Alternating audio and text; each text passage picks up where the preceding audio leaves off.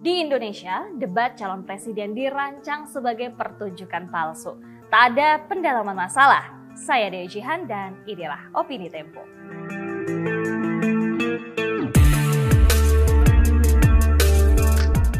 Ferdinand Marcos Jr. di Filipina dan Gibran Rakabuming Raka di Indonesia punya banyak kesamaan, yakni sama-sama anak presiden yang menjadi kandidat pemilihan umum dan menghindari debat publik. Dalam pemilihan presiden Filipina tahun lalu, Ferdinand alias Bongbong Marcos Jr. berulang kali menolak berdebat dengan pesaingnya, bahkan dalam acara resmi yang digelar oleh Komisi Pemilihan.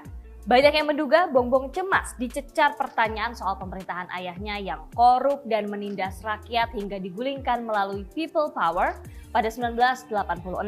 Analisis lain menyebutkan ia tidak menganggap debat sebagai hal penting menaikkan elektabilitas. Dalam sejumlah studi pemilihan umum di negara berkembang, debat calon presiden memang tidak banyak mempengaruhi keputusan pemilih. Tanpa mengikuti debat, Bongbong memenangi pemilihan presiden. Kampanye media sosialnya yang masif dan penuh kebohongan menyerap pemilih muda. Mirip Bongbong, pasangan Prabowo Subianto Gibran Rakabuming Raka paling sering absen dalam debat yang diselenggarakan organisasi, kampus, ataupun stasiun televisi. Ketimbang menjawab isu-isu substantif apalagi negatif, tim pasangan ini menyebarluaskan video Prabowo berjoget untuk memikat calon pemilih. Untuk debat oleh Komisi Pemilihan Umum pekan ini, tim Prabowo Gibran tampaknya juga cari aman. Mereka mengusulkan sesi saling sanggah antar kandidat dihilangkan. Bagi Prabowo Gibran yang sedang di atas angin berkat sokongan Presiden Joko Widodo, debat ada kemungkinan tidak akan menambah ceruk baru pemilih. Debat kandidat bisa menguntungkan pasangan Anies Baswedan Muhaimin Iskandar dan Ganjar Pranowo Mahfud MD yang mungkin mendapat tambahan suara dari calon pemilih yang beralih atau swing voter. Keduanya bisa jadi meraup suara pemilih yang belum menentukan pilihan atau undecided voter. Dalam sesi saling sanggah, Anies Muhaimin dan Ganjar Mahfud juga punya kesempatan menyoroti kelemahan Prabowo Gibran. Sesungguhnya, jikapun KPU menggelar sesi saling sanggah, debat tidak akan pernah menjadi ajang adu gagasan dan kecakapan merumuskan pikiran dan strategi.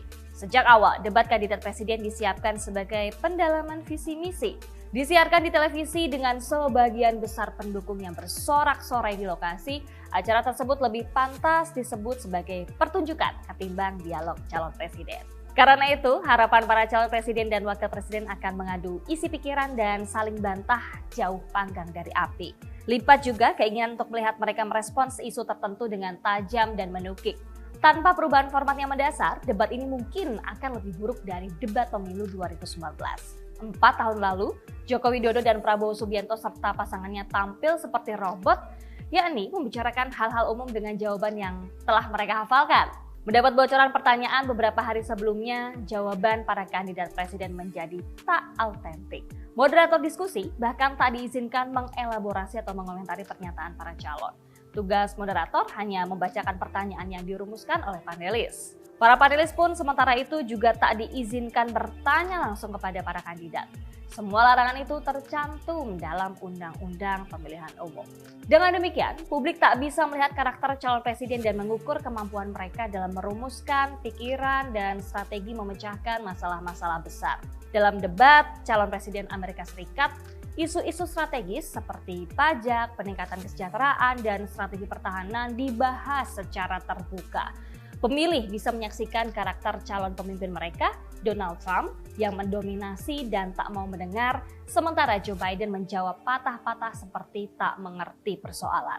Dalam pemilu Indonesia, debat dirancang menjadi pertunjukan yang palsu. Pemilih dihina semata sebagai tukang coblos dengan sejumput otak yang hanya cukup untuk mengingat joget di TikTok dan TV Gempil. Simak opini dan liputan selengkapnya hanya di majalah.tempo.com.